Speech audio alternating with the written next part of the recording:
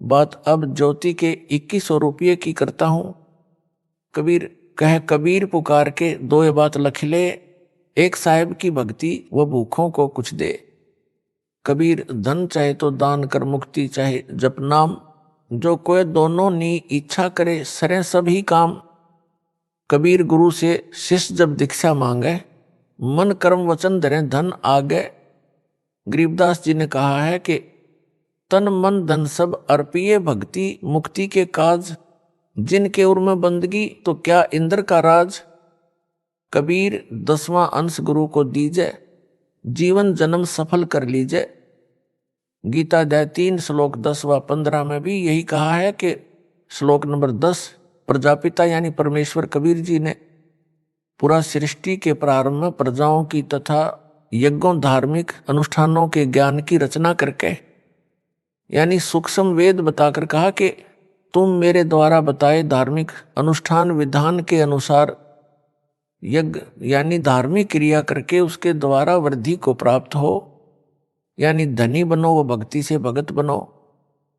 यह विधान अनुसार किया धार्मिक अनुष्ठान तुम सब साधकों को इच्छित पदार्थ प्राप्त करवाने वाले हो। मेरे अतिरिक्त जितने भी गीता के अनुवाद करता है उन सब ने ब्रह्मा को प्रजापिता लिखा है, उनकी बुद्धि काल ने बंद कर रखी है। श्लोक नंबर 11, इस यज्ञ यानी मर्यादा में रहकर किए गए धार्मिक अनुष्ठान द्वारा देवताओं को उन्नत करो। वे देवता तुम सब साधकों स्त्री पुरुष को उन्नत करें, यानी भौतिक व आध्यात्मिक धन के धनी बनाएं। इस प्रकार निस्वार्थ भाव से परस्परम यानी आपस में एक दूसरे को उन्नत करते हुए तुम सब परम यानी ज्योति निरंजन वाले मोक्ष लाभ से दूसरा जो पूर्ण मोक्ष लाभ है उस श्रेय यानी कल्याण को प्राप्त हो जाओ। गीता अध्याय 15 श्लोक 1 व 4 में पूर्ण ब्रह्म को तो वृक्ष की जड़ बताया तथा अक्षर पुरुष को तना, सर पुरुष यानी ज्योति निरंजन को डार, तीनों देवताओं रजगुण ब्रह्मा, सतगुण विष्णु तथा तमगुण शिव को शाखा तथा पत्तों को संसार बताया है। इन श्लोकों में उसी के आधार से कहा है कि शास्त्र विधि अनुसार यानी गुरु मर्यादा में रहकर यज्ञ यानी धार्मिक अनुष्ठान करके यानी पूर्ण ब्रह्म की जो वृक्ष की मूल है सिंचाई यानी पूजा करो, जिससे देवता रूपी शाखा बढ़ेंगी, यानी देवताओं के पास सत्य साधक के शुभ कर्म व पुण्य कर्म जमा हो जाएंगे। ये देवता कर्म का फल ही देते हैं। इसलिए कहा है इस अध्याय 3 के श्लोक 15 में स्पष्ट है कि ब्रह्म यानी ज्योति निरंजन काल ब्रह्म की उत्पत्ति अविनाशी परमात्मा कबीर जी से हुई है। वह सर्वगतम ब्रह्म यानी सर्वव्यापी परम अक्षर परमात्मा नित्य ही यानी सदा ही यज्ञ यानी धार्मिक अनुष्ठानों में प्रतिष्ठित है, यानी इष्ट रूप में पूज्य है। जैसे गीता अध्याय 15 श्लोक 1 व 4 तथा 16 व 17 में कहा है कि यह संसार पीपल के उल्टे लटके पेड़ के समान है, जिसकी जड़ तो ऊपर परम अक्षर परमात्मा जानो तथा नीचे तीनों गुणों रजगुण ब्रह्मा, सतगुण विष्णु तथा तमगुण शिव को शाखा जानो। जो इस संसार रूप वृक्ष के सर्व भागों को जानता है कि उस संसार रूप वृक्ष का तना कौन देव है, डार कौन देव है, जड़ कौन प्रभु है, शाखाएं कौन देवता है, पत्ते क्या कहे हैं। जो व्यक्ति तम यानी उस संसार रूप वृक्ष को इस प्रकार विस्तार से वेद यानी जानता है, वह संत वेदवित यानी वेद के तात्पर्य को जानने वाला है, यानी तत्वदर्शी संत है। कबीर परमेश्वर जी स्वयं सतगुरु बनते हैं तथा तत्वज्ञान बताते हैं। परमेश्वर कबीर जी ने बताया है कि कबीर अक्षर पुरुष एक पेड़ है, निरंजन वाकी डार, तीनों देवा शाखा है, पात रूप संसार। इसका विस्तृत वर्णन पहले इसी पत्र समझा है तो सिर दर्पाओं में कर दिया है। यहाँ पर अध्याय 3 के श्लोक 10 व 15 का इसी प्रकरण से संबंध है, इसलिए आंशिक वर्णन करना अनिवार्य था। वह किया है ताकि इनका यथार्थ भाव पढ़ने वाले को आसानी से समझ आ जाए। गीता अध्याय 3 श्लोक 12 यज्ञ धार्मिक अनुष्ठान जो गुरु जी की आज्ञा से करवाए जाते हैं उन द्वारा बढ़ाए गए देवता तुम सब साधकों को कर्मों अनुसार इच्छित पदार्थ बिना मांगे निश्चय ही देते रहेंगे। उन देवताओं द्वारा दिए हुए पदार्थों को जो उनको बिना दिए यानी 10वां अंश पूर्ण गुरु को दिए बिना स्वयं भोगता है, प्रयोग करता है, वह परमात्मा का चोर ही है।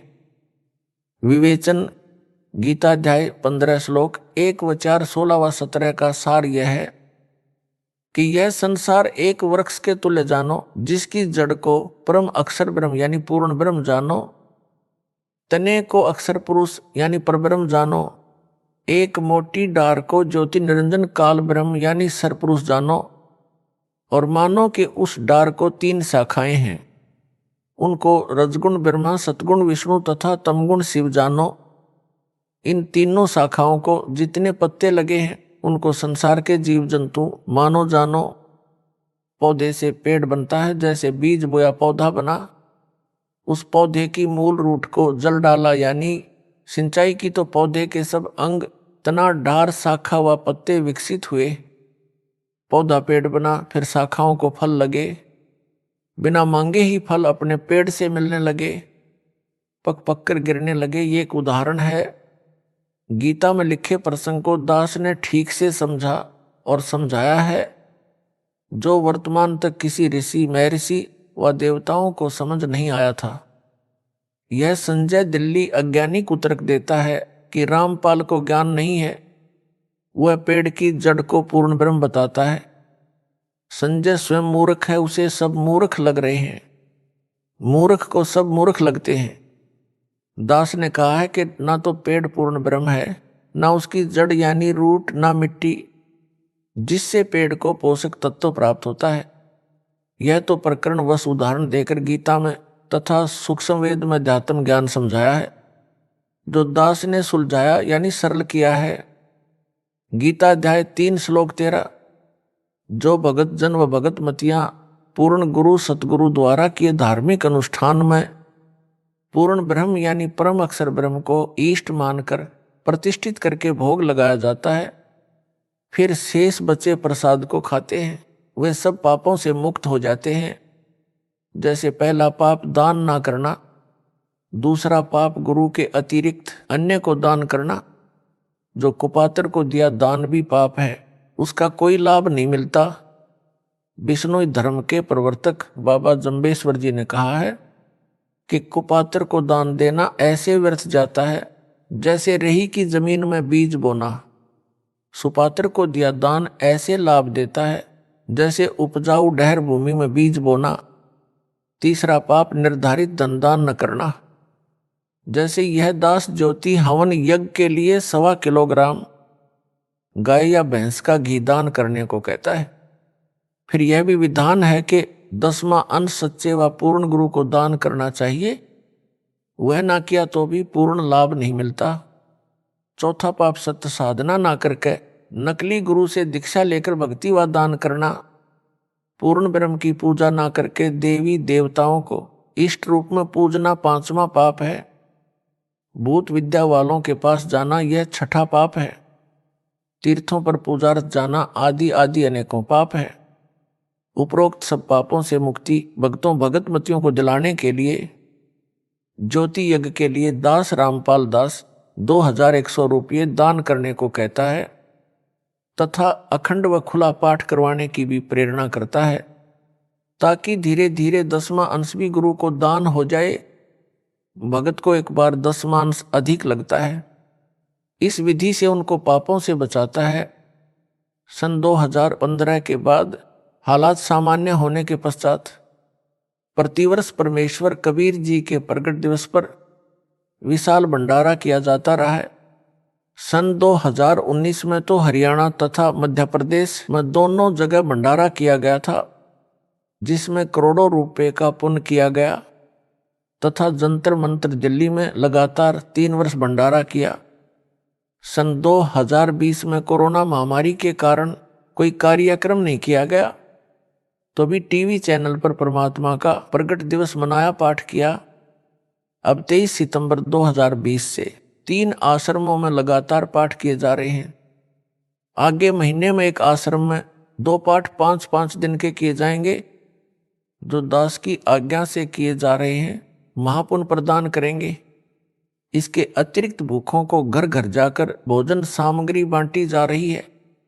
कबीर परमेश्वर जी ने कहा है कि कबीर पुकार के 2 बात लखले, एक साहिब की बंदगी और भूखों को कुछ दे। अर्थात कबीर परमेश्वर जी का आदेश है कि भगत पूर्ण गुरु की शरण में जाए और उसको 10वां अंश दान करे। वह भक्ति कराता है तथा भूखों को भोजन व्यवस्था भी करवाता है। भूखे परिवारों को भोजन देते हैं। जैसे वर्तमान में पूरे विश्व में कोरोना महामारी का प्रकोप है, जिसके कारण पूरे भारत में लॉकडाउन हुआ, जिस कारण से कोई व्यक्ति धन उपार्जन का कार्य नहीं कर पा रहा। मजदूर व उनके बच्चे भूख से व्याकुल हुए। उनके लिए मेरी आज्ञा से मेरे प्रिय विश्वसनीय सब भगत व भगतमती, शिष्य व शिष्या दान कर रहे हैं। मेरी आज्ञा से मेरे द्वारा गठित कमेटी के सदस्य उस दान हुए रुपए से आटा, चावल, दाल, नमक, तेल, छौंक के लिए व अन्य प्रयोग के लिए हल्दी, मसाला, चीनी, चाय पत्ती, साबुन आदि आदि प्रतिदिन प्रयोग में आने वाली आवश्यक खाद्य सामग्री घर घर जाकर मुफ्त बांट रहे हैं।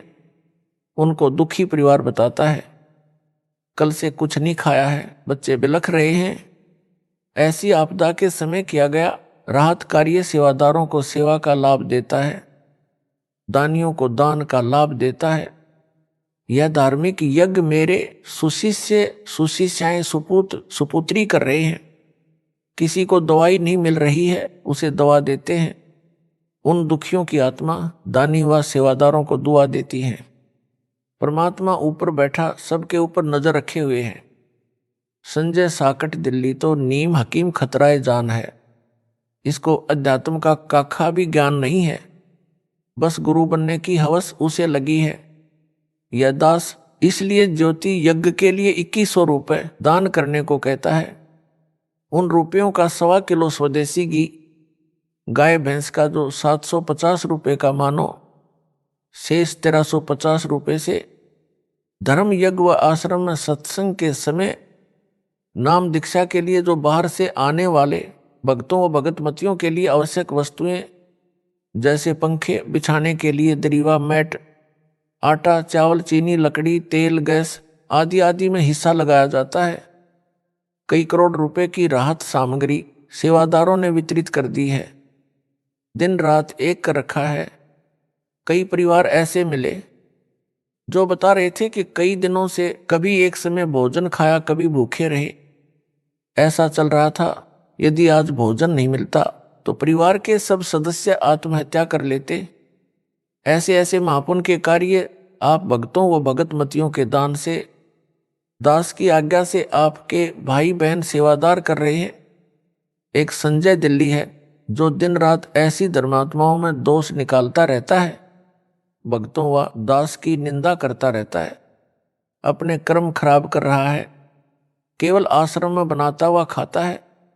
वह भी मनमाना आचरण करके बिना मेरी आज्ञा के करता है। उसे धर्म कहता है। अन्य आपदा जो मुझ दास व 1000 अनुयायियों पर नवंबर 2014 में आई, झूठे मुकदमे दर्ज हुए, जेलों में डाले गए। उन सब की न्यायालय में पैरवी के लिए धन की आवश्यकता पड़ी। सारा रुपया आश्रम में रह गया। हमें पकड़कर जेल में डाल दिया। उस समय वकील करने थे, उनकी फीस देनी थी। कुछ ज्ञान के पूरे, गांठ के पूरे यानी धनवान भक्तों ने कहा कि जो भी न्यायालय से राहत पाने के लिए धन की आवश्यकता है वह सब खर्च हम वहन करेंगे। उस समय खराब परिस्थिति थी। दास ने उनसे दान नहीं लिया, सारी संगत के दान से लगाया, क्योंकि प्रत्येक पुण्य के काम में प्रत्येक का कुछ भाग लगना चाहिए। जो भगत जेलों में डाले गए उनका सारा खर्च, जेल का वो कुछ रुपए उनके घर पर प्रति महीने खर्चे के भेजे जाते हैं। कुछ ऐसे भगत भी हैं जिन्होंने अपने वकील स्वयं किए हैं तथा घर का खर्च भी कुछ एक नहीं लेते, परंतु उनकी संख्या नाम मात्र है। 940 भगत प्रत्येक तारीख पेशी पर हिसार आते हैं। उनके भोजन की व्यवस्था भी भक्तों के दान से मुफ्त की जाती है। उनको जाते समय 2 दिन का भोजन भी साथ दिया जाता है। जो दूर स्थान से आते हैं उनको आने जाने का किराया भी दिया जाता है। कुछ तो किराया नहीं लेते हुए नाम मात्र ही है। इससे भक्तों को महसूस नहीं हो रहा कि हम कष्ट उठा रहे हैं, क्योंकि उनको दास के सत्संगों से ज्ञान भी हो गया है।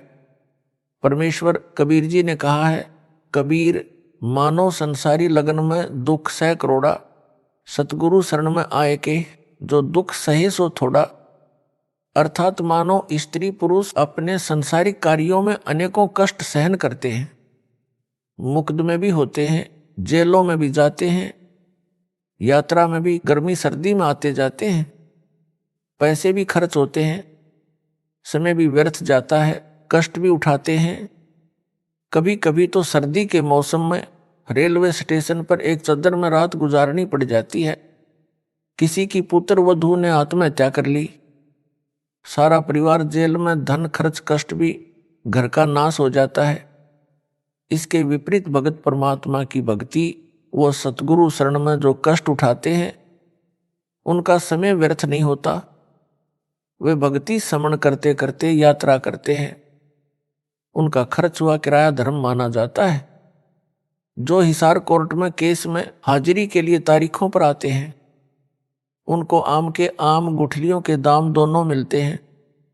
जैसे अनेकों अनुयायी गुरुजी के दर्शन व जेल धाम पर दंडवत प्रणाम करने महीने में कई बार आते हैं, जो निकट के निवासी हैं, दूर दूर स्थान वाले भी महीने 2 महीने में दंडवत प्रणाम करने, संत दर्श को चलने का पुण्य लाभ लेने आते हैं। कबीर संत मिलन को चालिए तजमाया अभिमान, जो जो कदम आगे रखे सो सो यज्ञ समान। अर्थात कबीर परमेश्वर जी ने कहा है कि हे भगत व भगत मती, पूर्ण संत यानी अपने सतगुरु के दर्शन के लिए अपने धन व पद का अभिमान त्याग चलना। ऐसे संत दर्शन के लिए चलते हैं, उनका प्रत्येक कदम एक यज्ञ के तुल्य लाभ देता है। उस समय में पैदल यात्रा ही हुआ करती, घोड़े से या रथ आदि से तो कोई इक्का दुक्का ही भगत संत के पास जाता था। इसलिए कदम की गणना बताई है।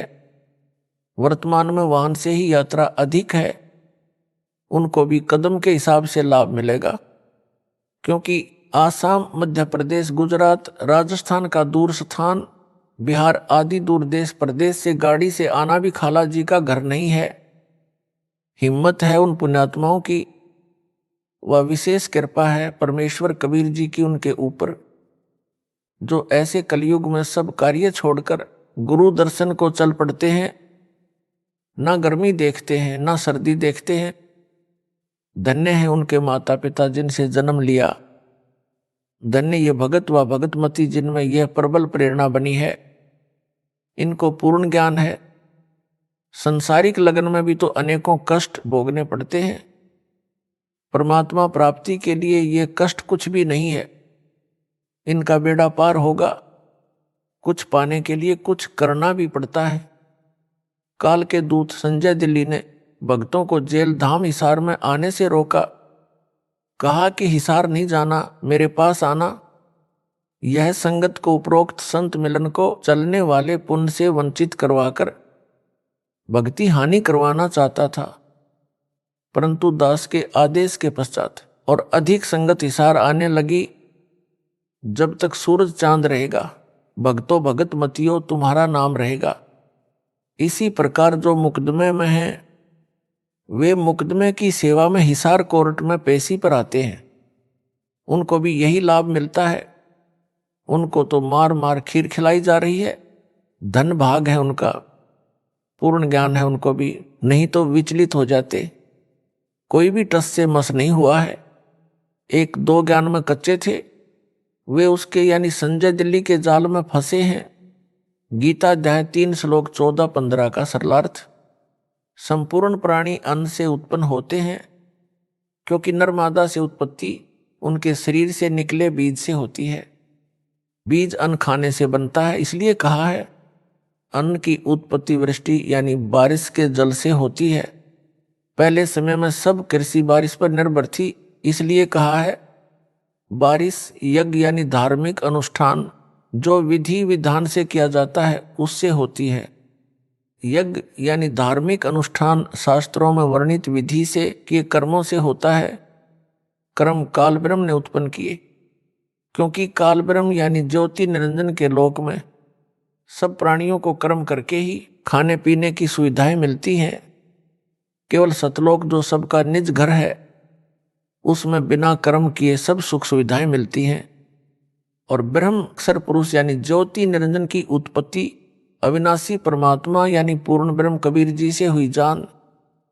इससे स्वसिद्ध है कि सर्वगतम ब्रह्म यानी परम अक्षर ब्रह्म सदा ही यज्ञ यानी धार्मिक अनुष्ठान में प्रतिष्ठित है। सर्वगतम ब्रह्म का अर्थ है कि जिस परमात्मा की सत्ता सबके ऊपर है, जो सब जगह निर्बाध जा सकता है। ब्रह्मा विष्णु तथा शिव तीनों काल ब्रह्म के निज निवास 21वें ब्रह्मांड में नहीं जा सकते। ये सर्वगतम यानी सर्वव्यापी नहीं है। काल ब्रह्म यानी अक्षर पुरुष यानी परब्रह्म के लोक में नहीं जा सकता। यह भी सर्वगतम ब्रह्म यानी सर्वव्यापी परमात्मा नहीं है। अक्षर पुरुष परम अक्षर ब्रह्म के सतलोक में नहीं जा सकता, इसलिए यह भी सर्वगतम ब्रह्म यानी सर्वव्यापी परमात्मा नहीं है। परम अक्षर ब्रह्म यानी सतपुरुष कबीर जी सब लोकों में निर्बाध जा सकता है। वेद भी कहते हैं कि पूर्ण परमात्मा सबसे ऊपर के लोक में बैठा है, वहां से चलकर पृथ्वी पर आता है।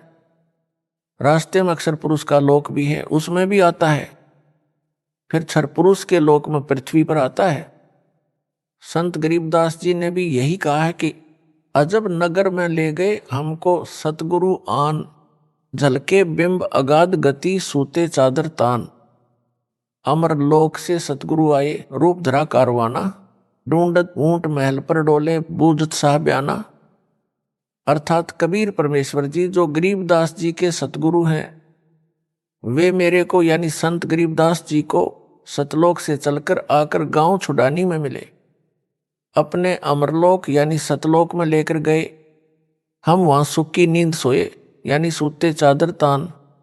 सुल्तान अब्राहिम को भी अमरलोक से यानी सतलोक जो परमात्मा का ऊपर सुन आकाश में निवास स्थान है उससे आए, आकर कारवाना यानी ऊंटों के पाली का रूप बनाकर मिले। राजा के महल पर प्रकट हुए, राजा से वार्ता की। इसलिए सतपुरुष यानी अविनाशी परमात्मा ही सर्वगतम ब्रह्म सर्वव्यापी सबका धारण पोषण करने वाला है। इसलिए सब यज्ञों यानी धार्मिक अनुष्ठानों में इष्ट रूप में यानी मूल रूप में पूज्य है। गीता अध्याय 15 श्लोक 16-17 में भी स्पष्ट है, जो पहले बता दिया है कि श्रेष्ठ परमात्मा उत्तम पुरुष यानी पुरुषोत्तम तो श्लोक 16 में बताए सरपुरुष और अक्षर पुरुष से अन्य यानी भिन्न ही है, जिसे परमात्मा कहा जाता है। जो तीनों लोकों में प्रवेश करके सबका धारण पोषण करता है वह अविनाशी परमेश्वर है। जो विधि विधान से धार्मिक अनुष्ठान किए जाते हैं उनका फल पूर्ण परमात्मा भगत मति की किस्मत में लिख देता है। जो सुविधा यहाँ काल ब्रह्म के लोक में सतपुरुष कबीर जी के भगत मतियों को चाहिए, उनका कर्म अनुसार भुगतान तीनों देवता ही करते हैं। ये भाग्य में लिखे को ना कम कर सकते हैं ना अधिक। जैसे कोई नौकर सेठ की नौकरी करता है तो उसकी हाजिरी लगती है, वे हाजिरी मुनीम के पास जाती है, वह नौकर को तनख्वाह देता है। वह उसको ना कम कर सकता है ना अधिक, और ना तनख्वाह को रोक सकता है। यह उदाहरण समझने के लिए पर्याप्त है। सतगुरु विमुखा युग युग रोए। सतगुरु को त्याग कर मनमाना आचरण करने वाला संसार सागर से पार नहीं हो सकता। उस आत्मा का कल्याण सतगुरु जी की शरण में रहकर मर्यादा का पालन करते हुए आजीवन भक्ति करने से ही होगा। उदाहरण, परमेश्वर कबीर जी को एक जीव को काल के जाल से निकालने के लिए बहुत लंबा संघर्ष करना पड़ता है। आप सब भगत व भगतमती जो मुझ दास से दीक्षित हो, आपके पीछे परमेश्वर कबीर जी युगों से लगे हैं आपको शरण में लेने के लिए, यानी काल ब्रह्म के जाल से निकालने के लिए इतना घोर कष्ट उठाया है। जितना सुल्तान इब्राहिम अधम को व कमाली को काल जाल से निकालने में कष्ट उठाए थे, सुल्तान अधम के लिए यानी जो सम्मन वाली आत्मा थी, कभी ऊंट वाला बने, कभी यात्री का वेश बनाया, वे नौकरानी का वेश बनाकर बाग में गए, 3 कोड़ों यानी कोरडों की चोट खाई, फिर 3 कुत्ते लेकर जंगल में लीला की, आखिर में उसे काल की दलदल से निकालकर छोड़ा।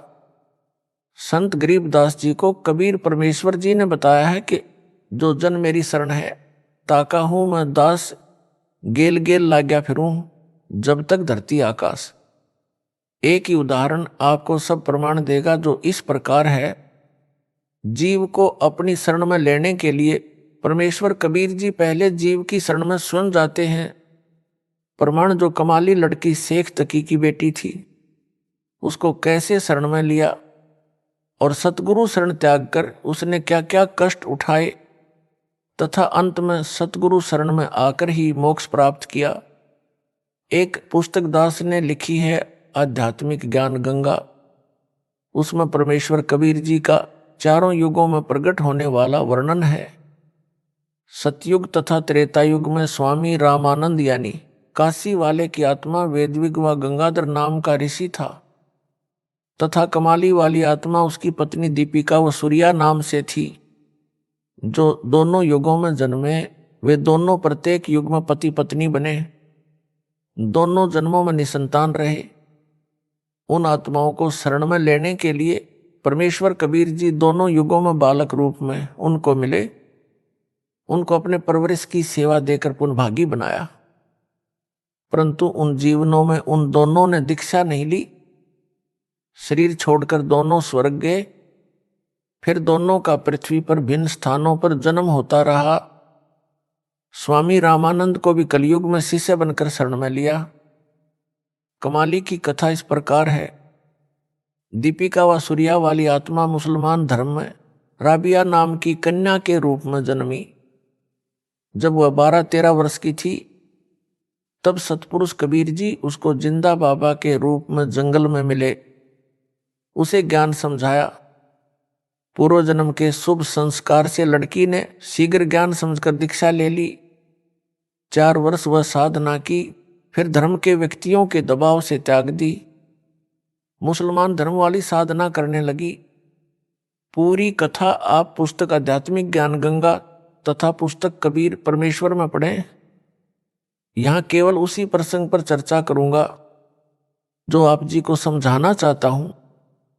राबिया गुरुद्रोही नहीं हुई, गुरु विमुख हो गई, यानी गुरु जी को त्याग दिया, यानी उनके द्वारा बताई सत्य साधना किसी कारण से त्याग दी, जिस कारण से उसको पूर्व जन्मों में की बाल भगवान कबीर जी की सेवा तथा राबी वाले जन्म में 4 वर्ष की सत साधना से 3 मानव जन्म और मिले। राबी वाले जन्म में विवाह हुआ, परंतु पति से मिलन भी नहीं किया, आजीवन ब्रह्मचर्य का पालन किया। मक्का धाम की हज यात्रा के दौरान मार्ग में एक कुतिया जो प्यास से मरने वाली थी को कुएं से जल निकाल कर पिलाया, उसकी जान बचाई। कुएं की बाल्टी कुएं में गिरी थी, यानी बाहर नहीं थी। राबी ने अपने सिर के बाल उखाड़े, उनकी रस्सी बनाई, अपने शरीर के वस्त्र उतारकर रस्सी से बांधे, कुएं में वस्त्र भिगो भिगोकर कुतिया की प्यास बुझाई। सिर से रक्त निकला, उसे वस्त्रों के जल से साफ किया, गीले वस्त्र पहने। यात्रा पर पैदल जा रही थी, चलने लगी। उसी समय मक्का वाला मंदिर उड़कर कुएं के साथ लगकर खड़ा हो गया। राबिया तो चली ही मक्के के लिए थी, तुरंत मक्के में प्रवेश किया। मक्का हवाई जहाज की तरह उड़ चला, उसी स्थान पर स्थापित हो गया। पूरे मुसलमान समाज में राबिया की भक्ति की चर्चा हुई। सबने मान लिया कि राबिया तो सीधी स्वर्ग यानी बहिष्त में जाएगी, परंतु ऐसा नहीं हुआ। संत गरीबदास जी ने बताया है कि गोरख से ज्ञानी घने, सुखदेव जति जहान, सीता सी बहु भारिया संत दूर स्थान। अर्थात गोरखनाथ जी परमात्मा कबीर जी से ज्ञान सुनकर मान बैठा था कि मेरे समान कोई ज्ञानी है, परंतु पार नहीं हुआ, क्योंकि उसको निज नाम नहीं मिला। परमेश्वर कबीर जी ने कहा है कि 33 अरब ज्ञान हम बाखा, मूल ज्ञान हम गुप्त ही रखा। सुखदेव ऋषि जैसे जति पुरुष दुनिया भर के हैं, यानी अनेकों हैं, जो केवल अपनी पत्नी तक ही सीमित रहे हैं तथा परस्त्री को कभी नहीं छुआ। सीता जैसी भार्या पत्नी बहुत है, जो अपने पति के अतिरिक्त अन्य पुरुष में सौपन में भी आस्था नहीं करती। परंतु मोक्ष तो सतगुरु की शरण में सत साधना मर्यादा में रहकर करने से होगा, केवल उपरोक्त महिमा से नहीं होगा। कहा है कि उपरोक्त प्रकार के मानो असंख्यों मिल जाएंगे, परंतु संत का घर दूर है, यानी संत यानी सतगुरु के समान महान व कल्याणकारक कोई नहीं है। ऐसे संत का मिलना सुदुर्लभ है। गीता अध्याय 7 श्लोक 19 में भी काल ब्रह्म ने कहा है कि हे अर्जुन, बहुनाम जन्मनाम अन्ते ज्ञानवान माम प्रपद्ये वासुदेव सर्वम इति स महात्मा सुदुर्लभ। अर्थात मुझ काल ब्रह्म की भक्ति अनेकों जन्म जन्मांतरों के बाद कोई एक करता है। अन्य जन्मों में सब अन्य देवी देवताओं की भक्ति करते रहते हैं, परंतु वासुदेव यानी सर्वव्यापी सबका मालिक परम अक्षर ब्रह्म वही पूज्य है, वही सबका उत्पत्ति करता है, वही सबका धारण पोषण करता है, वही परमात्मा कहा जाता है। वही पुरुषोत्तम यानी उत्तम पुरुष है, वही वास्तव में अविनाशी है। उसी की पूजा करो। यह ज्ञान बताने वाला और उसके पास तीनों नाम हो, उसको सार शब्द का ज्ञान हो और उसको उसके गुरुजी ने दीक्षा देने का अधिकार दिया हो। महात्मा सुदुर्लभ है, यानी मुश्किल से मिलता है। संत गरीबदास जी ने कहा है कि कोटियों मध्य कोई नहीं राई झूमकरा, अरबों में कोई गर्क सुनो राई झूमकरा। अर्थात संत गरीबदास जी ने एक झूमकरा नामक जिज्ञासु को बताया कि जो ज्ञान वर्तमान में मेरे पास है, जो मेरे सतगुरु कबीर जी ने बताया है, वह ज्ञान तथा संपूर्ण मोक्ष मंत्र वो नाम देने का अधिकार मेरे गुरु जी ने मुझे दिया है। ऐसा संत तेरे को करोड़ों में नहीं मिलेगा, कोई अरबों व्यक्तियों में एक मिलेगा जो गर्क हो, यानी संपूर्ण ज्ञान हो, पूर्ण मोक्ष मंत्र हो तथा दीक्षा देने का अधिकार हो। वह गर्क यानी भक्ति का धनी है। हरियाणा की भाषा में कहा जाता है कि यह व्यक्ति धन में गर्क है, यानी घना धनवान है। जो अच्छा पहलवान हो उसे भी कहते हैं कि हांगिर में गर्क है, यानी बहुत ताकतवर है। वह संत वर्तमान में दास है। सतगुरु कबीर जी स्वयं संत बने थे, स्वयं ही सतपुरुष के अवतार बने, यानी स्वयं सतपुरुष हैं। संत सतगुरु तथा साहिब में कोई अंतर नहीं है। गरीब सतगुरु संत और अवतारा तीन कला एक दरबारा। साहेब से सतगुरु भये, सतगुरु से भये संत, धर धर भेष विशाल अंग खेले आदि और अंत। अर्थात कबीर परमेश्वर से सतगुरु तथा संत बने। वे भिन्न रूपों में स्वयं ही आदि अंत सदा ही लीला करते हैं। भगत कबीर व दास कबीर भी वही होते हैं, यानी एक ही समय में वे सतगुरु संत दास तथा भगत होते हैं। जो साकट संजय दिल्ली कहता है कि एक समय में एक सतगुरु होता है, एक संत एक ही दोनों रूप में नहीं होता। उसकी यह भी झूठ सिद्ध हुई। कथा राबिया की चल रही है। राबिया के चमत्कार को देखकर सबने स्वर्ग में जाने योग्य मान ली थी, परंतु उस पुण्यात्मा की बहुत दुर्गति हुई। राबी का शरीर त्याग कर कन्या का मानव जन्म प्राप्त हुआ। उसमें वैश्या का नरकीय जीवन जिया। गणिका का शरीर त्याग बंसुरी नाम की कन्या का जन्म मुसलमान धर्म में हुआ। प्रसिद्ध गायिका हुई। अल्लाह की महिमा के शब्द यानी राग गाया करती थी। मुसलमान धर्म के अनुसार धार्मिक क्रिया किया करती। बांसुरी ने मुसलमान काजी मुल्ला व पीरों से सुना था कि जो मक्का में बनी धार्मिक मस्जिद में मर जाता है वह सीधा जन्नत यानी स्वर्ग में जाता है। बांसुरी वाली आत्मा अल्लाह के प्रति कुर्बान थी। उसने जन्नत यानी स्वर्ग में जाने के लिए अपना सिर काटकर मक्के वाली मस्जिद में चढ़ा दिया, अपनी कुर्बानी दे दी, परंतु कुछ हाथ नहीं लगा। इसके पश्चात बादशाह सिकंदर लोधी के धार्मिक गुरु शेख तकी के घर कन्या का जन्म हुआ। 12 वर्ष की आयु में मृत्यु हो गई। कब्र में शव दफनाया गया। आत्मा धर्मराज के दरबार में अगले अन्य प्राणी के जन्म के इंतजार में लाइन में खड़ी थी। परमेश्वर कबीर जी ने शेख तकी को प्रेरित किया। उसने अपनी लड़की को जिंदा करने की शर्त रखी।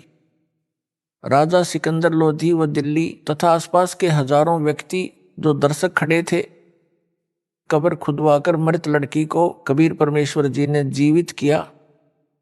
लड़की ने लगभग 1 घंटा ऊंची आवाज में अपनी आपबीती बताई तथा साथ खड़े कबीर जी को अल्लाह अकबर यानी सबका मालिक बताया और बताया कि इनसे दीक्षा लेकर 4 वर्ष भक्ति करने से 3 मानव जन्म मिले।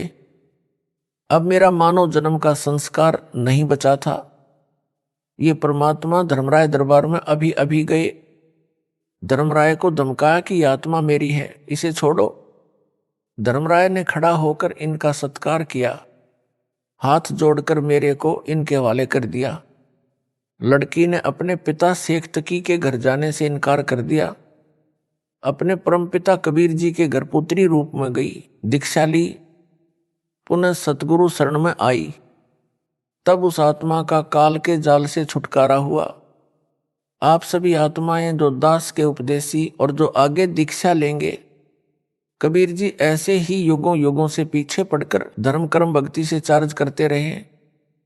अब आप मोक्ष प्राप्ति के अंतिम चरण में हो।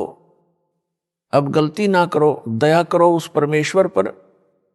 गरीब लखबर सूरा जूझ ही लखबर सावंत दे, लखबर यति जिहान में तब सतगुरु शरणा ले। अर्थात पूर्व जन्म की धार्मिक कर्मी आत्मा सूरवीर होती है। सूरवीर कोई बुराई नहीं करता, निर्बल को नहीं सताता, अन्यायी बलवान से कभी नहीं डरता, अन्याय ना करता है ना सहन करता है, आन बान शान के लिए, देश के लिए, कौम के लिए कुर्बान हो जाता है, उल्टा कदम नहीं रखता। ऐसी आत्मा लाख जन्मों में रही हो। और जो सावंत देह वाला होता है उसके 1 या दोनों हाथ घुटनों से नीचे तक लंबे होते हैं, वह भी महापुण्य आत्मा होता है। ऐसी आत्मा लाख जन्मों में रही हो। और जो आत्मा लाख जन्मों में जती रही हो, ऐसी आत्मा को परमेश्वर कबीर सतगुरु जी अपनी शरण में लेते हैं। आप जो दास से उपदेश प्राप्त हो, इनसे भी कई गुना नेक रहे हो। आप तो अंतिम चरण में पहुंच गए हो। जो अब गलती करेगा उसको फिर लंबा सफर तय करके इस अंतिम चरण तक पहुंचना होगा। जो गुरुद्रोही नहीं हुआ वैसे साधना त्याग कर मनमाना आचरण करने लगेगा। वह जो गुरुद्रोही हो गया उसका तो बेड़ा गर्क हो जाएगा। उसको तो असंख्यों युगों तक सतगुरु कबीर जी की शरण नसीब नहीं होगी। जो सतगुरु विमुख राबिया की तरह हो गया, उसे लंबा सफर तय करना होगा, अच्छे बुरे मानव जन्म पाएगा। जैसे राबिया ने गणिका तक का पाप कर्म किया, बेशर्मी का जीवन भी जिया, कल्याण फिर सतगुरु शरण में ही हुआ। सतगुरु विमुखा जुग जुग रोवे, मानुष जन्म पाकर खोवे। आप जी ने पिछले भक्तों की दशा देखकर सबक लेना चाहिए, सतर्क होना चाहिए। समझा है तो सिरदर पाओ, बौर नहीं रे ऐसा दाव। अर्थात यदि उपरोक्त विचारों से कुछ समझ आई है तो शीघ्र लौट आओ सतगुरु की शरण में। यह अंतिम चरण है, आपका यह दाव फिर नहीं लगेगा। परमेश्वर की प्रियात्माओं, यह वह मूल ज्ञान, तत्व ज्ञान, सार ज्ञान जो आज तक दास के अतिरिक्त किसी ने नहीं बताया, यह परमेश्वर कबीर जी की दया से मेरे गुरु भगवान स्वामी रामदेवानंद जी के आशीर्वाद से दास ने स्पष्ट किया है, आपके रूबरू किया है। ऐसे यह 9 मन सूत सुलझाया है। काल का दूत होने की अन्य पहचान, संजय दिल्ली अपने आश्रम में प्रतिदिन की जाने वाली संध्या आरती में 5 ज्योति थाली में जगाकर आरती करता है। 5 ज्योति तो 5 देवी देवताओं के लिए होती हैं। 1 ब्रह्मा सावित्री जी, 2 विष्णु लक्ष्मी जी, 3 शिव पार्वती जी, 4 गणेश जी तथा 5 दुर्गा देवी जी। मंदिरों में 5 ज्योति लगाकर आरती की जाती है। संध्या आरती यानी शाम की आरती में केवल एक ज्योति सतपुरुष की जलाई जाती है। एक के साधे सब सदे, सब साधे सब जाए, माली सिंचे मूल को, फूले फले अघाए। दास मूल यानी रूट की पूजा करता हुआ करवाता है। जो पूर्ण ब्रह्म यानी सतपुरुष कबीर जी की पूजा है। संजय काल का दूत है, यह सब साध रहा है, यानी शाखाओं की पूजा करता हुआ करवाता है। इससे सिद्ध है कि यह काल का पक्का दूत है। इसका नाम खंड होते ही काल प्रविष्ट हो चुका है। अब यह जितने भी कदम उठाएगा वे सब सतपुरुष कबीर जी के विरुद्ध उठाएगा। कहेगा कि मैं सतपुरुष की पूजा करता हूं। इसको स्वयं ज्ञान नहीं है कि तू क्या कर रहा है। इसकी बुद्धि पर काल बैठा है। संत गरीबदास जी ने स्पष्ट किया है कि गरीब सतगुरु संगत छोड़कर चाहे लाख वर्ष जब कीन, इंद्री कर्म ना मोक्ष होए रहे काल के अधीन। अर्थात जो भगत सतगुरु का साथ छोड़ देता है वह चाहे लाख वर्ष तक जाप करता रहे, उसके पाप कर्म कभी समाप्त नहीं होते, पूर्ण मोक्ष नहीं होता। वह काल ज्योति निरंजन के अधीन रहता है, यानी काल जाल में रह जाता है। इंद्री कर्म न मोक्ष होए का तात्पर्य है कि जो कर्म करते हैं वे 10 इंद्रियों से करते हैं। कर्म इंद्रियों यानी हाथ पैर आदि से जो पाप करते हैं या अनजाने में हो जाते हैं, जैसे चलते समय पैरों के नीचे जीव जंतु मरना आदि आदि। सतगुरु विमुख व निगुरे यानी गुरु बिना व्यक्ति को सब पाप लगते हैं। तथा ज्ञान इंद्रियों यानी आंख नाक कान जीभ यानी वचन से जो पाप कर्म होते हैं या किए जाते हैं वे कभी मोक्ष यानी क्षमा नहीं होते। वह सतगुरु संगत छोड़ने वाला भगत वो भगत मती कभी काल जाल से नहीं निकल सकता। परंतु सतगुरु के भगत को अनजाने में हुए पाप नहीं लगते। संजय साकट का मूल ज्ञान संजय दिल्ली की अज्ञानता का प्रमाण। संजय अज्ञानी 5 ज्योति लगाकर आरती करना सही बताता है। उसके लिए जिस वाणी को आधार बनाता है, कहता है कि आरती में भी लिखा है। वह संध्या आरती नंबर 1 की वाणी नंबर 2 है, जो इस प्रकार है। पाती पंच पौप कर पूजा, देव निरंजन और न दूजा। विवेचन, इस वाणी में पाती पंच लिखा है, जिसका अर्थ है कि 5 पत्तियों और पौप यानी फूलों से पूजा करते हैं। यह विष्णु जी की पूजा है। 5 पत्तियां तुलसी की भी चढ़ाते हैं और बेल की पत्तियां भी देव पूजा में चढ़ाते हैं। कबीर जी कहते हैं कि जो विष्णु जी की पूजा करते हैं वे गलती पर हैं। सतपुरुष के अतिरिक्त कोई निरंजन यानी माया रहित देव यानी प्रभु नहीं है, यानी सतपुरुष के अतिरिक्त कोई पूज्य देव नहीं है। ध्यान दें, इस वाणी में पाती पंच लिखा है, ना कि बाती पंच। बाती का अर्थ ज्योति यानी बत्ती है तथा पाती का अर्थ पत्ता है। यह अज्ञानी संजय पाती का गलत अर्थ ज्योति बता रहा है। कबीर जी ने धर्मदास जी को यही बताया था। काल ने कहा है कि मैं अपने दूत तेरे पंथ में भेजकर गलत ज्ञान प्रचार करवाऊंगा। जो वाणी तो तेरी यानी कबीर जी की वाणी ही पढ़ेंगे और उनका अर्थ गलत करके तेरे अनुयायियों को सत्य पथ से भ्रमित करके मेरी यानी काल ज्योति निरंजन की शरण में रखेंगे, वे सब काल ब्रह्म के लोक में रह जाएंगे। संत गरीबदास जी ने कहा है कि भरम भक्ति ना कीजिए भाई, तुम हो काल की फर्दी माही। अर्थात संत गरीबदास जी ने कहा है कि हे भाई, तुम काल के दूत गुरु के द्वारा भ्रमित किए हो, उसके द्वारा भ्रम पैदा करके बताई गलत भक्ति ना करो। इस गलत भक्ति से तुम काल ज्योति निरंजन की फर्दी यानी फर्द में चढ़े हुए हो, यानी आप पर काल का मालिकाना हक है। जैसे जमीन खरीदने वाले ने रजिस्ट्री करवाई फिर इंतकाल करवाया, उसके पश्चात वह जमीन उस खरीदने वाले की फर्द में चढ़ जाती है तो उस जमीन का खरीददार मालिक हो जाता है। काल की फर्दी में होना, काल की जागीर होना, यानी काल के कागजों में चढ़े हो। किसी काल के दूत द्वारा भ्रमित होकर जो गलत साधना यानी भ्रम भक्ति कर रहे हो, उसे छोड़कर पूर्ण सतगुरु से दीक्षा लेकर सत भक्ति करो, जिसके भक्ति धन से आप काल की फर्द से निकलकर सतपुरुष की जागीर हो जाओगे, आप सतलोक चले जाओगे। आगे परमेश्वर कबीर जी की वाणी से ही प्रमाणित करता हूं कि पाती माने पत्ता और बाती माने ज्योति है। काल का दूत संजय भ्रमित कर रहा है। पाती का अर्थ ज्योति करता है, जो गलत है, यह अज्ञानी है। संत गरीबदास जी ने भी स्पष्ट किया है कि गरीब पाती तोड़ चढ़ावे अंधे, जिनके कदे ना कट हैं फंदे। गरीब बेल पत्र को तोड़ चढ़ावे करें देव पूजा, कर्म भरम करते हैं मोक्ष पंथ नहीं सूझा। यहां आरती नंबर 1 वाणी नंबर 2 में 5 पाती लिखा है, उसका अर्थ पत्ता है। संजय ज्योति अर्थ करके भरमाता है। निम्न आरती की वाणी में स्पष्ट है कि पाती तो पत्ते को कहा है, बाती ज्योति का बोधक है। कबीर परमेश्वर की ही बनाई आरती नंबर 1 है, उन्हीं की बनाई आरती नंबर 7 तथा 8 है, जिनमें पाती तो पत्ते का तथा बाती ज्योति का बोधक है।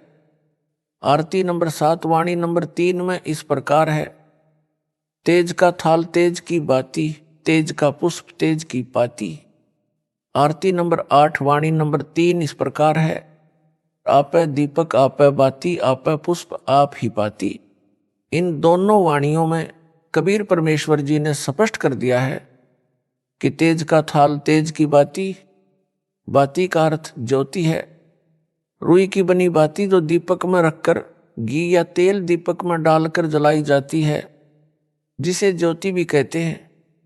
सतलोक में सब पदार्थ व वस्तु नूर यानी तेज से बने हैं। बेल के पत्ते, तुलसी के पत्ते भी सतलोक में नूर यानी तेज के बने हैं। जिन देवताओं की तुम पाती यानी बेल पत्र व तुलसी पत्र चढ़ाकर वो पुष्प यानी फूल चढ़ाकर पूजा करते हो, उनसे अपना कल्याण चाहते हो, वे तो सतलोक के पत्तों व फूलों से भी गए गुजरे हैं। सतपुरुष यानी मैं यानी कबीर जी सब कुछ यानी सर्वेस्वा हूं। दीपक व उसमें जलाई जाने वाली बाती यानी ज्योति तथा पाती, पत्ते व फूल सब मेरे हैं। इन दोनों वाणियों ने स्पष्ट कर दिया है कि बाती तो ज्योति का बोधक है तथा पाती शब्द पत्ते का बोधक है। दीपक की बाती रुई से बनाई जाती है, दिए में रखकर घी डालकर जलाई जाती है, तब वह ज्योति कहलाती है। जो पाती का अर्थ ज्योति करके भक्तों को भ्रमित कर रहा है, इससे सिद्ध हुआ कि संजय दिल्ली महाअज्ञानी है, नीम हकीम खतरा जान है, काल का दूत है। परमात्मा की वाणी का गलत अर्थ करके भोले भक्तों व भगत मतियों को भ्रमित करके अपने जाल में फंसाकर नरक ले जाना चाहता है। इससे बचो। कबीर जी ने कहा है कि चोर चुरावे तुमड़ी गाड्डे पानी माही, वह गाड्डे वो ऊपर आवे यूं सच्चाई छानी नाही। यदि कोई किसी का तुम्बा यानी सूखा मतीरा चुराकर जल में दबाता है तो वह जल में डूबता नहीं, न दबता है, ऊपर आता है। इसी प्रकार कोई सच्चाई को दबाने की कोशिश करता है तो वह कभी सफल नहीं होगा।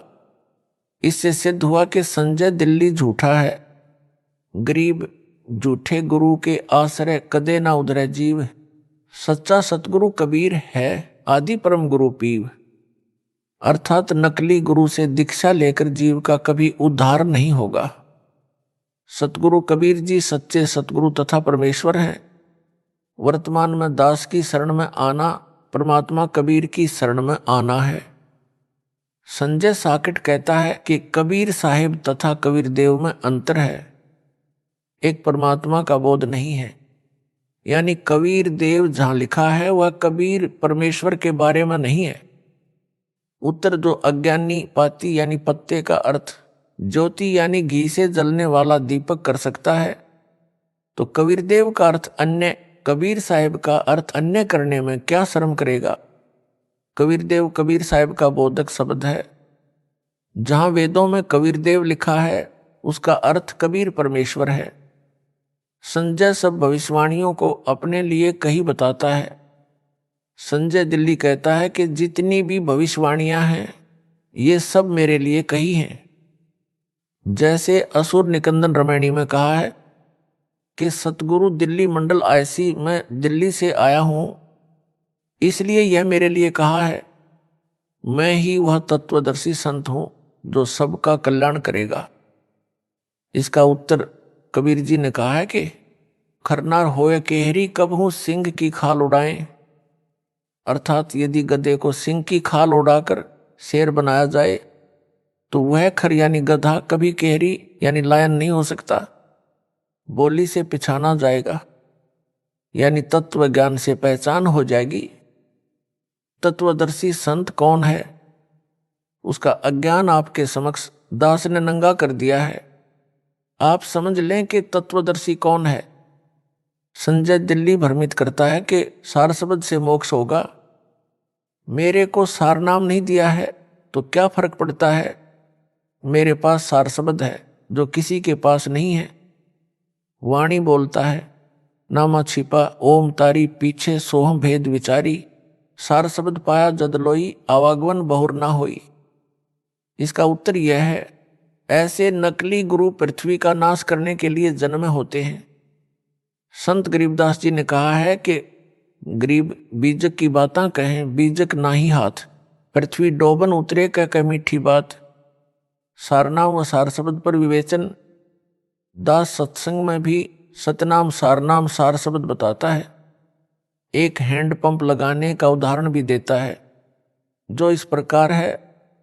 प्रथम मंत्र के जाप से साधक की आत्मा निर्मल होती है, भक्ति में रुचि बढ़ती है तथा वित्तीय स्थिति में सुधार होता है। भक्ति धन में वृद्धि होती है।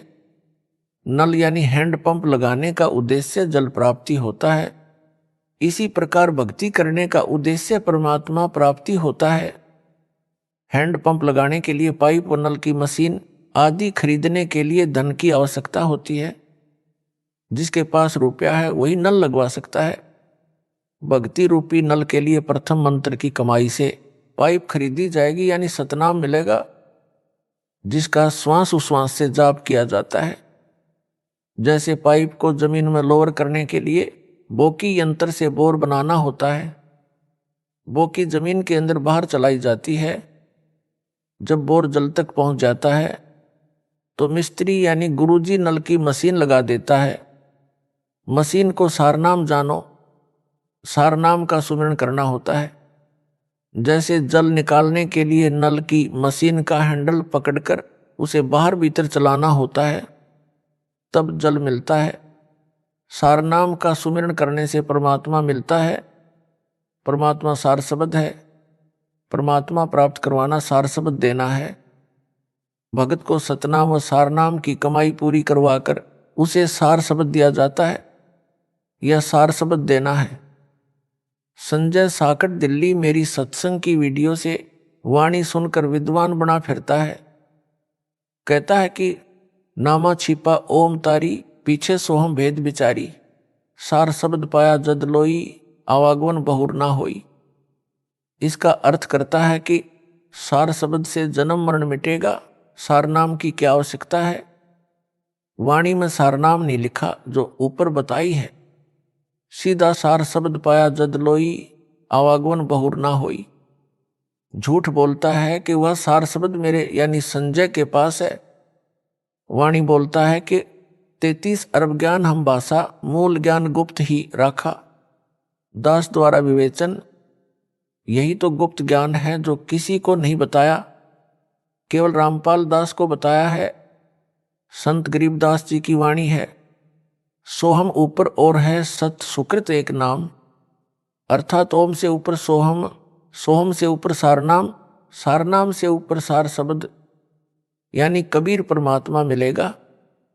जैसे ऊपर नल के उदाहरण में बोकी बाहर भीतर लगाना, यानी सतनाम का जाप करने से पानी तक पाइप पहुंची। मशीन को सारनाम मानो, उसका भी सुमिरन करना है, यानी मशीन भी हैंडल से चलानी है, फिर पानी मिलेगा यानी सार शब्द मिलेगा, अर्थात सतपुरुष कबीर मिलेगा। यह सार शब्द है। इस शब्द में नामा छिपा ओम तारी में सारनाम जानबूझकर संत गरीबदास जी ने नहीं लिखा। जैसे ब्रह्म वेदी में मूल कमल का मंत्र यानी नाम लिख दिया, स्वाद कमल का नाम लिख दिया, नाभि कमल का नाम लिख दिया, हृदय कमल का नाम लिख दिया, कंठ कमल का छोड़ दिया। फिर पूरा मंत्र संत गरीबदास जी ने आगे कहीं लिख दिया। इस अनाड़ी संजय दिल्ली ने मेरे से दीक्षा में प्रथम मंत्र ना लिया होता तो यह ब्रह्म वेदी पढ़कर कहता कि कंठ कमल का नाम कहीं जपने का नहीं है। वाणी भी बोल देता कि देखो हृदय कमल तक के नाम है, कंठ कमल का जाप नहीं है, इसकी कोई आवश्यकता नहीं है। फिर इस अज्ञान को तत्व ज्ञान कहकर भोले भक्तों को गुमराह करता। संजय साकट दिल्ली वाला मेरे रामपाल दास के सत्संगों से शब्द की वाणी सुनकर अपने को तत्वज्ञानी बताता है। यह अज्ञानी संजय दिल्ली एक शब्द की वाणी अपने अज्ञान को तत्वज्ञान सिद्ध करने के लिए कहता है कि संत गरीबदास जी ने कहा है, दिव्य दृष्टि खुली हमारी, सार शब्द से टोया वो, गरीबदास गायत्री लापी, शीश पीठ जम रोया वो। मैं उस संजय दिल्ली से प्रश्न करता हूं कि हे नकली तत्वदर्शी, तू गायत्री लापी का अर्थ बता। वह गायत्री बता जिस गायत्री के लापने से काल सिर कूटकर होता है। यही तो गुप्त ज्ञान है, यह रहस्य है जो यह दास सार शब्द देते समय उजागर यानी डिस्क्लोज करता है। दिव्य दृष्टि कैसे खुलेगी दास बताता है, सतनाम व सार नाम के जाप से दिव्य दृष्टि खुलेगी, फिर सार शब्द से पूर्ण ब्रह्म मिलेगा। संजय दिल्ली मेरे सत्संग की वीडियो तथा ऑडियो सुनकर व उन भोले भक्तों को सुनाकर अपने को तत्वदर्शी संत सिद्ध करने की कुचेष्टा कर रहा है। ऊपर लिखी वाणी तो बोलता है, प्रभावित करने के लिए भगत मान लेते हैं कि संजय को सार शब्द का पता है। दास का कहना है कि इसको सारनाम ही नहीं मिला है, सार शब्द तो दूर की कौड़ी है। यह तो उस श्रेणी का पाखंडी है जिनके बारे में कबीर जी ने कहा है कि करनी तज कथनी कथे, अज्ञानी दिन रात कुकर ज्यों भौंकत फिरे, सुनी सुनाई बात। गरीबदास जी ने वाणी में कहा है कि यह सार शब्द है, लहा जाए तो लहिए, यानी समझ सके तो समझ ले। जो डोट लगाए हैं इस स्थान पर वाणी में सार शब्द लिखा है, इस पत्र में नहीं लिखूंगा। यह सार शब्द दास देता है, यानी परमात्मा को प्राप्त करवाता है। हे अज्ञानी, हे ढोंगी, बता तेरा तत्व ज्ञान इससे भिन्न कौन सा है जिसे सार शब्द कह रहा है।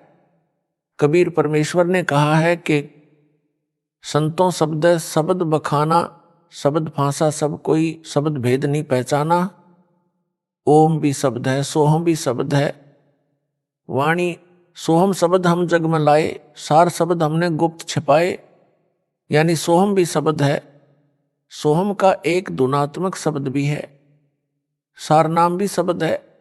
जैसे सोहम शब्द सारनाम भी शब्द है, सार शब्द भी शब्द है। शब्द को पहचानना है कौन सा शब्द कितना लाभदायक है।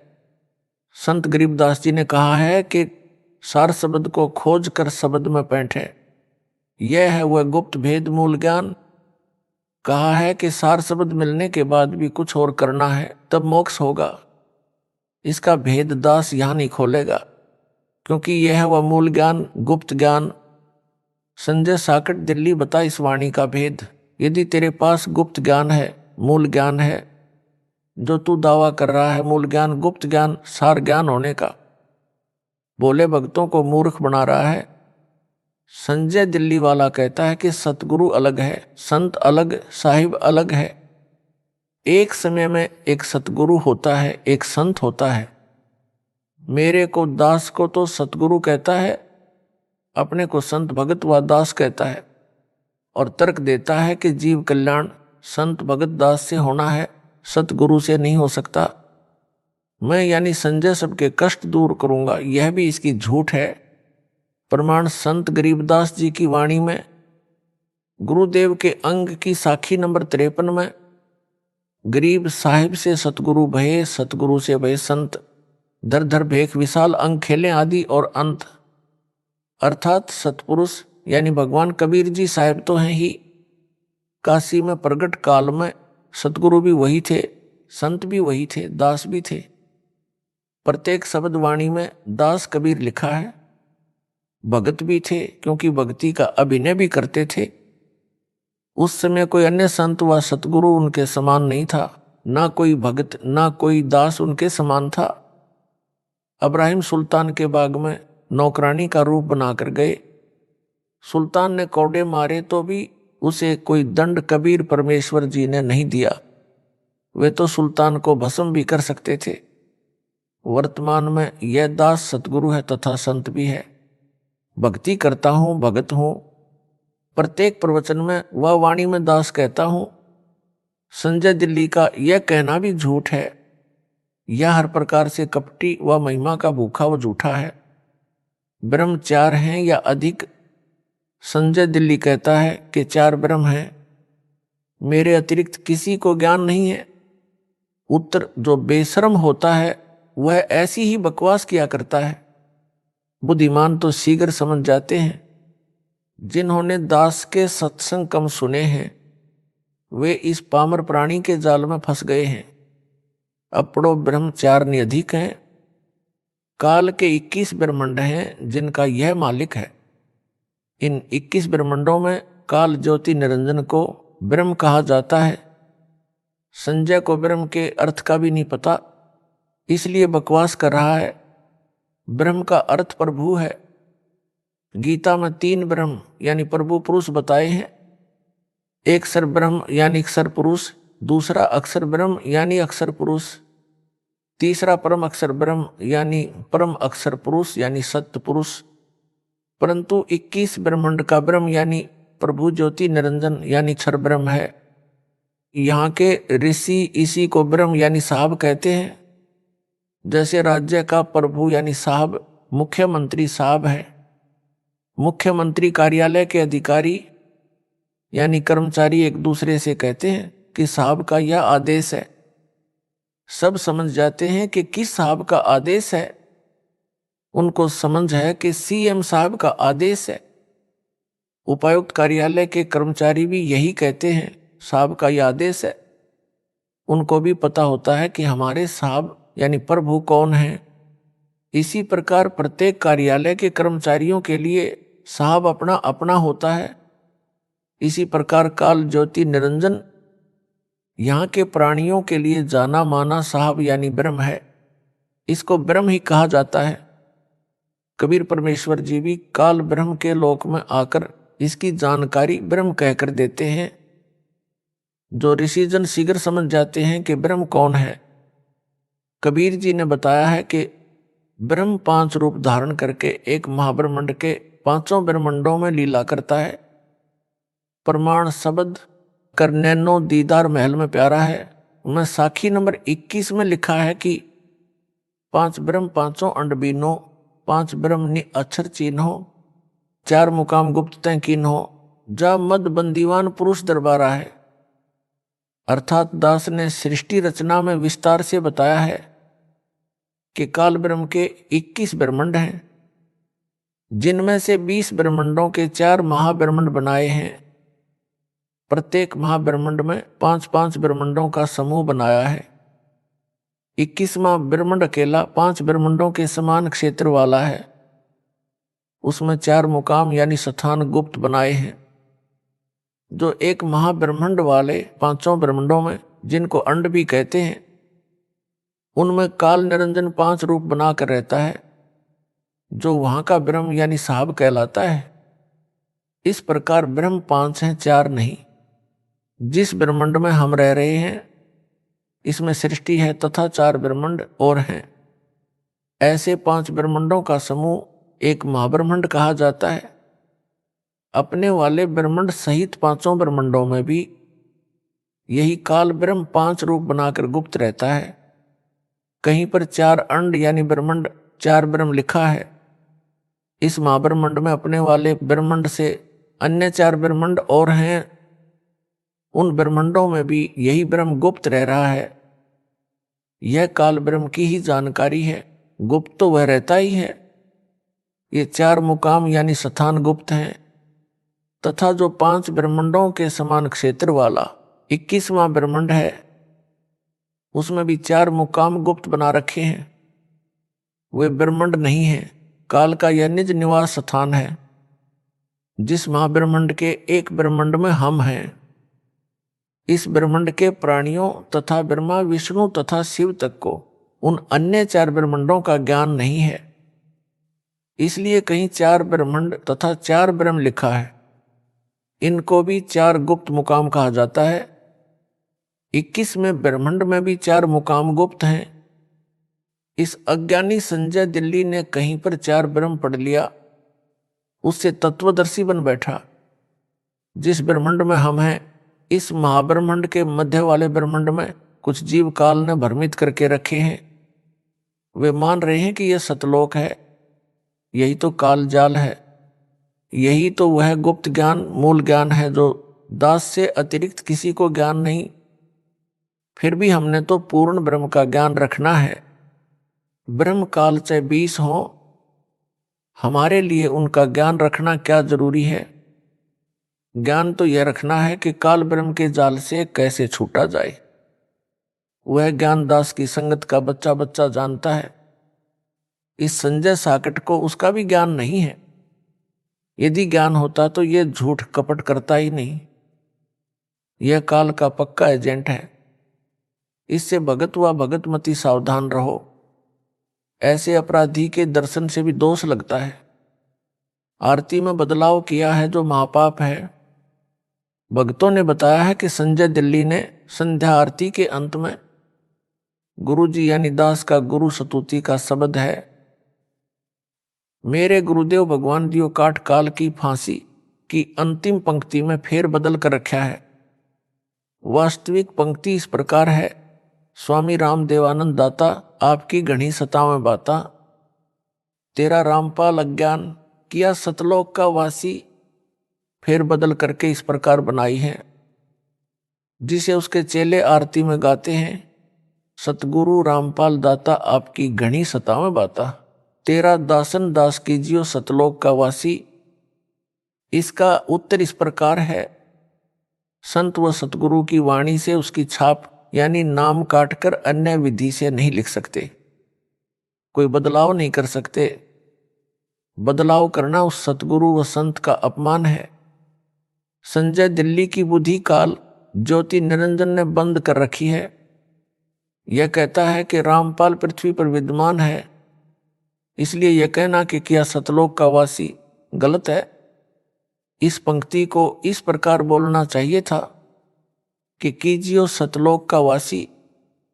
इसको तो दास के ज्ञान में अपने अज्ञान के कारण दोष दिखाई देता है। बात करता है मेरे को तत्व ज्ञान मूल ज्ञान है, जिसका किसी को ज्ञान नहीं। जैसे संत गरीबदास जी ने कहा है कि दास गरीब कबीर का चेहरा, सतलोक अमरपुर डेरा। संत गरीबदास जी पृथ्वी पर विद्यमान थे तथा उसी समय कहा है कि मैं सतगुरु कबीर जी का चेहरा यानी दास हूं। मेरा डेरा यानी निवास सतलोक यानी अमरपुर में है, यानी मैं सतलोक का वासी हूं, जो मेरे सतगुरु कबीर जी ने सतलोक का वासी किया हूं। अज्ञानी संजय तो है ही काल का एजेंट। इसने तो वाणी के अर्थों का अनर्थ करके बताना ही है, क्योंकि इसने नरक में जाना है। जो अज्ञानी है उनकी जड़ बुद्धि यानी पत्थर के समान जड़ है। वे इन तत्व ज्ञान से भरी अमृतवाणियों को कैसे समझ सकते हैं? उनमें एक संजय दिल्ली है। यदि यह दास इस वाणी में इस प्रकार बदलाव करे, दास रामपाल स्वामी रामदेवानंद का चेहरा कीजियो सतलोक अमरापुर डेरा, कैसा लगेगा? संत गरीबदास जी का अपमान परमात्मा कबीर जी का अपमान है, जो महापाप का कारण हो जाएगा। इसी प्रकार दास के गुरु स्तुति शब्द में फेर बदल करके संजय जालिम ने घोर अपराध किया है। मैंने किसी को नाम देने की आज्ञा नहीं दे रखी, ना आज्ञा दूंगा। दास ने किसी को नाम देने की आज्ञा नहीं दे रखी है। यह दास किसी को नाम देने की आज्ञा नहीं देगा। कलयुग में मेरे पश्चात मेरे यथार्थ कबीर पंथ यानी कबीर सागर में कबीर वाणी अध्याय में लिखा 13वां पंथ यह है, जो दास से चला है, यानी मेरे अतिरिक्त कोई गुरु नहीं होगा। कबीर जी के पंथ यानी यथार्थ भक्ति मार्ग का नाश स्वयंभू गुरुओं ने किया। काल के दूत घुस गए, जगह जगह आश्रम बनाए। भारत देश में दया धर्म की कमी कभी नहीं रही है। दानवीर अनेकों रहे हैं, वर्तमान में भी हैं, जो भावना में बहकर नकली असली को ना पहचान कर दोनों हाथों दान करते हैं। इसी कारण से आगे किसी को गुरु पद नहीं दिया जाएगा। जैसे ईसा मसीह जी के बाद कोई गुरु नहीं हुआ। यह पंथ कितना फैला, विश्व में छाया है। हजरत मोहम्मद जी के बाद कोई गुरु नहीं बना। यह पंथ कितना फैल गया। सिख पंथ में 10वें सिख गुरु श्री गोबिंद सिंह जी ने भी आगे गुरु पद बंद किया। उसके बाद सिख पंथ विश्व में फैल गया। अब यही निर्णय दास ने लिया है। आगे से मेरा वीडियो वाला इलेक्ट्रॉनिक शरीर ही सबको नाम देगा, ज्ञान देगा। सन 2008 से इसी शरीर में दास नाम दीक्षा वीडियो से दे रहा है। लाखों अनुयायियों ने इसी इलेक्ट्रॉनिक यानी नूरी स्वरूप से दीक्षा ली है। सबको अद्वितीय लाभ हुए हैं और हो रहे हैं, आगे भी होते रहेंगे। आप जी साधना व अन्य टीवी चैनलों पर प्रतिदिन सत्संग में भक्तों तथा भगत मतियों के अपने मुख से सुनते हो। आगे भी कलयुग में इसी विधि से नाम दीक्षा दी जाती रहेगी। दास सतलोक चला जाएगा तो भी यही इलेक्ट्रॉनिक शरीर सत्संग करेगा तथा दीक्षा देता रहेगा। सबको इसी प्रकार लाभ होता रहेगा, कष्ट निवारण भी होगा। मोक्ष तो होना ही है, जो सतपुरुष कबीर जी की भक्ति का मूल उद्देश्य है। मैं यानी दास किसी को नामदान यानी दीक्षा देने की आज्ञा नहीं दूंगा। यह सत्संगों में कई बार दास ने बोला है। कबीर पंथ का बिगाड़ स्वयंभू गुरुओं ने ही कर रखा है। ना उनको यथार्थ अध्यात्म ज्ञान, ना यथार्थ भक्ति के नामों का ज्ञान। वे सब काल प्रेरणा से कार्य कर रहे हैं। जैसे यह संजय दिल्ली काल प्रेरित है और सब मनमुखी भक्ति व धार्मिक क्रियाएं कर रहा है।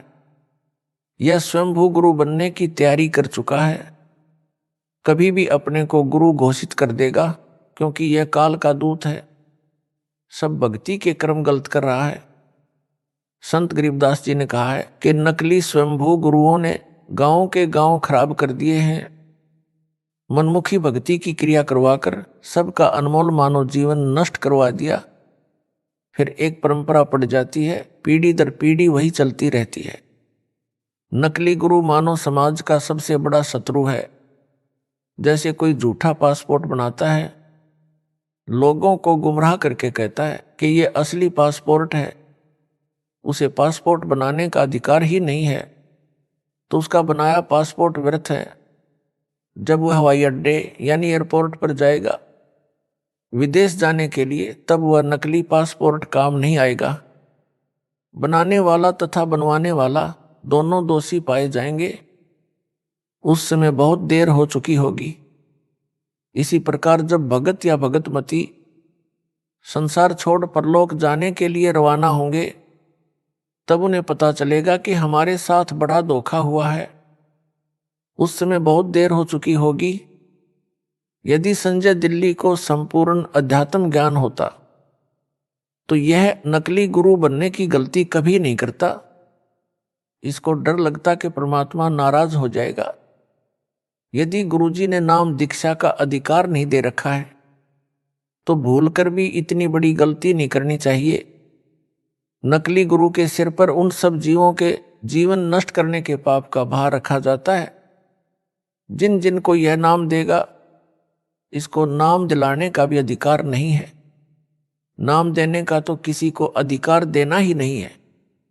इस बेशरम को शर्म भी नहीं आती जो अपने आप गुरु जैसी क्रियाएं कर रहा है। आशीर्वाद देता है, चंवर करवाता है, तिलक लगवाता है, पैरों पर फूल डलवाता है। अन्य उदाहरण जैसे किसी राज्य की सरकार सरकारी नौकरी लगाने के लिए एक बोर्ड का गठन करती है। उसका एक चेयरमैन बनाया जाता है जो नौकरी लगने के लिए निवेदन करते हैं। उनकी योग्यता के अनुसार चेयरमैन नौकरी के लिए चयन करता है। उनको अपॉइंटमेंट यानी नियुक्ति पत्र देता है, अपने दस्तखत करके मोहर लगा देता है। उन सबको सरकार नौकरी पर रख लेती है तथा सरकारी तनख्वाह देती है। यदि कोई धोखेबाज असली जैसा नियुक्ति पत्र बनाकर कुछ व्यक्तियों को नियुक्ति पत्र देता है, उनसे रुपए रिश्वत में लेता है, उसका नियुक्ति पत्र कहीं काम नहीं आएगा, उसको सरकार दंडित करेगी। ठीक इसी प्रकार जो अनधिकारी गुरु बनकर दीक्षा देता है या दीक्षा दिलाता है और दान के रुपए लेता है, परमात्मा उसे दंडित करेगा। उसने अनेकों अनजान लोगों के अनमोल मानव जीवन को नष्ट कर दिया। संत गरीबदास जी ने कहा है कि गरीब गुरुआ गाम बिगाड़े संतो, गुरुआ गाम बिगाड़े, ऐसे कर्म जीव के ला दिए इब जड़े नहीं झाड़े। झूठे गुरु को लीतर मारे, घर से काट घसीटे, या के पीटे पाप नहीं है, या को निश्चय पीटे। अर्थात नकली स्वयंभू गुरु इतना हानिकारक है कि वह पूरे गांव के भोले व्यक्तियों का मानव जीवन नष्ट करवा देता है। ऐसे शास्त्र विधि रहित भक्ति कर्म करवाता है जिनसे मोक्ष नहीं हो सकता।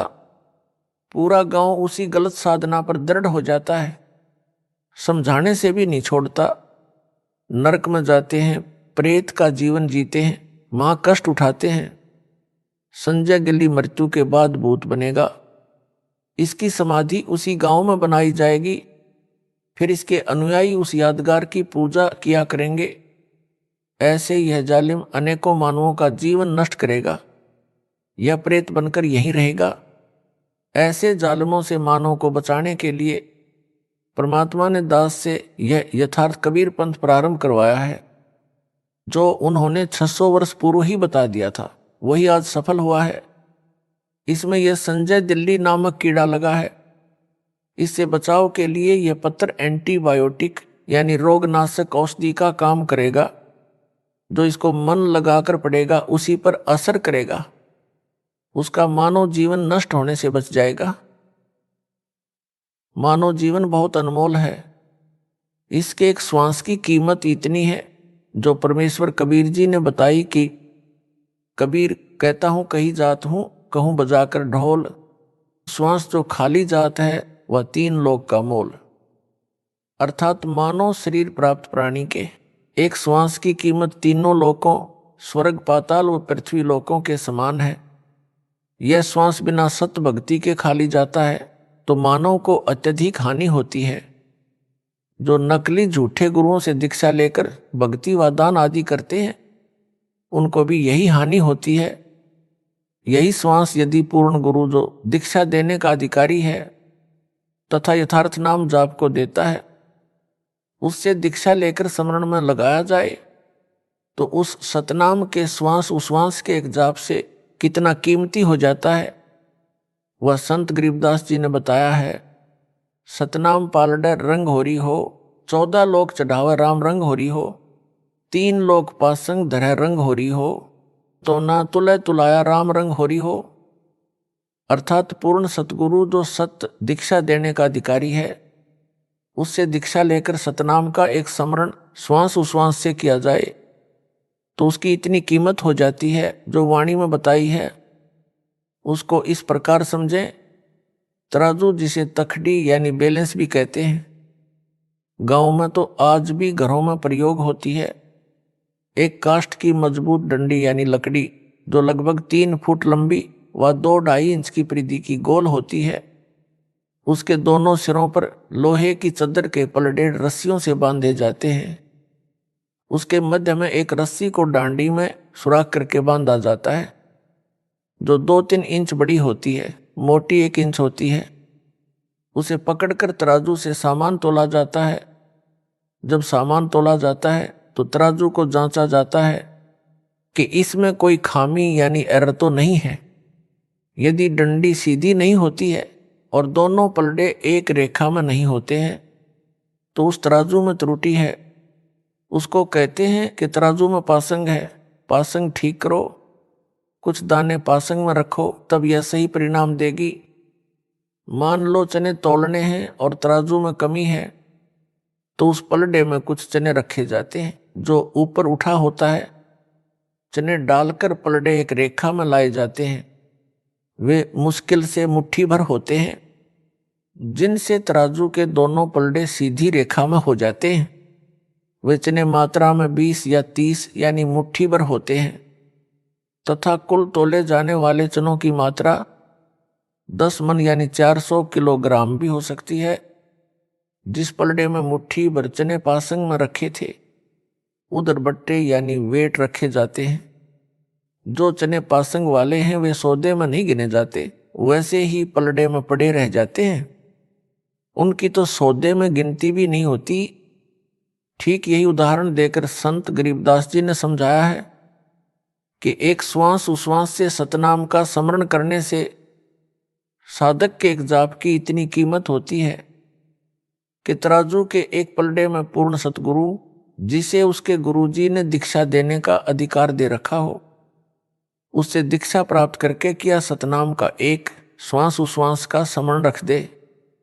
दूसरी ओर एक ब्रह्मांड में बने 14 लोकों यानी ब्रह्मा का लोक, विष्णु का लोक, शिव का लोक, देवी दुर्गा का लोक, इंद्र का लोक जो स्वर्ग से भिन्न राजधानी रूप है वह, धर्मराय का लोक, ज्योति निरंजन का लोक यानी ब्रह्मलोक, महतलोक, गोलोक आदि आदि को चढ़ा दे यानी रख दे, तथा 3 लोक यानी स्वर्ग लोक, पृथ्वी लोक तथा पाताल लोक को तो पासंग के इस स्थान पर धरे यानी रखे, तो भी एक सतनाम का विधिवत किया श्वास उश्वास से समण वाला पलड़ा भारी रहेगा, वह उठेगा भी नहीं। परमेश्वर जी आपकी काल के दूतों यानी पागल कुत्तों, पवन तथा संजय से रक्षा करे। सत साहिब।